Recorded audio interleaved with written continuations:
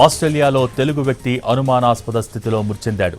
ఆస్ట్రేలియాలో షాద్ నగర్కు చెందిన అరవింద్ యాదవ్ అనే వ్యక్తి 5 రోజుల క్రితం అదృశ్యమై సముద్రంలో శవమై తేలాడు. సిడ్నీలోని సముద్ర తీరం వద్ద అరవింద్ కారును గుర్తించారు పోలీసులు. గత 12 ఏళ్ల నుంచి అరవింద్ ఆస్ట్రేలియాలోనే ఉద్యోగం చేస్తున్నట్టు తెలిపారు కుటుంబ సభ్యులు. 18 నెలల క్రితమే అరవింద్కు పెళ్లి జరిగింది. పెళ్లి తర్వాత భార్య, తల్లితో కలిసి ఆస్ట్రేలియాకు వెళ్లాడు. 6 రోజుల క్రితమే తల్లి తిరిగి ఇండియాకు వచ్చింది. అరవింద్ భార్య ఆస్ట్రేలియాలోనే ఉంది. అయితే అరవింద్ మృతిపై పలు అనుమానాలు వ్యక్తమవుతున్నాయి. అరవింద్ హత్య, ఆత్మహత్య అనే కోణంలో విచారణ చేస్తున్నారు పోలీసులు.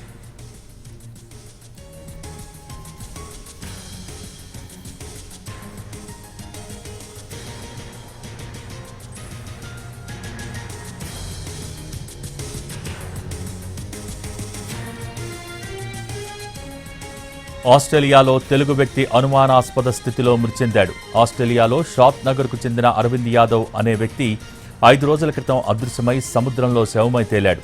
సిడ్నీలోని సముద్ర తీరం వద్ద అరవింద్ కారును గుర్తించారు పోలీసులు. గత 12 ఏళ్ల నుంచి అరవింద్ ఆస్ట్రేలియాలోనే ఉద్యోగం చేస్తున్నట్టు తెలిపారు కుటుంబ సభ్యులు. 18 నెలల క్రితమే అరవింద్కు పెళ్లి జరిగింది. పెళ్లి తర్వాత భార్య, తల్లితో కలిసి ఆస్ట్రేలియాకు వెళ్లాడు. 6 రోజుల క్రితమే తల్లి తిరిగి ఇండియాకు వచ్చింది. అరవింద్ భార్య ఆస్ట్రేలియాలోనే ఉంది. అయితే అరవింద్ మృతిపై పలు అనుమానాలు వ్యక్తమవుతున్నాయి.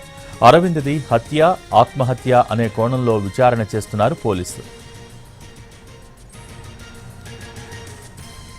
ఆస్ట్రేలియాలో తెలుగు వ్యక్తి అనుమానాస్పద స్థితిలో మృతి చెందాడు. ఆస్ట్రేలియాలో షాద్ నగర్కు చెందిన అరవింద్ యాదవ్ అనే వ్యక్తి 5 రోజుల క్రితం అదృశ్యమై సముద్రంలో శవమై తేలాడు. దీనికి సంబంధించి మోర్ అప్డేట్స్ మా ప్రతినిధి రవి అందించడానికి సిద్ధంగా ఉన్నారు. రవి,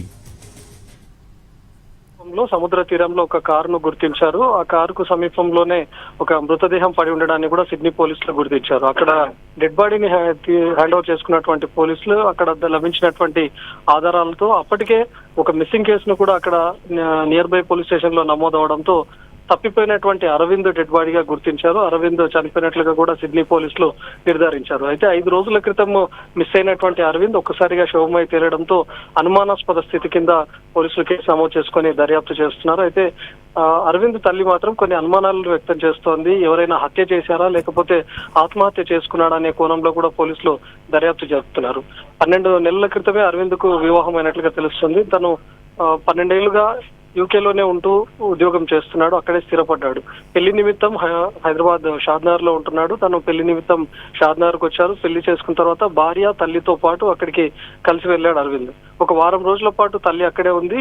లాస్ట్ సాటర్డే రోజే తల్లి మాత్రమే ఇక్కడికి తిరిగి వచ్చింది. భార్య, భర్త మాత్రమే సిడ్నీలోనే ఉన్నారు. కానీ అంతలోపే అరవింద్ మృతి చెందడం పైన చాలా అనుమానాలను కూడా తల్లి వ్యక్తం చేస్తోంది. 2006 లోనే అరవింద్ తండ్రి కూడా ఒక రోడ్డు ప్రమాదంలో చనిపోయాడు. ఇప్పుడు ఉన్న ఒక్క కొడుకును కూడా కోల్పోయింది తల్లి.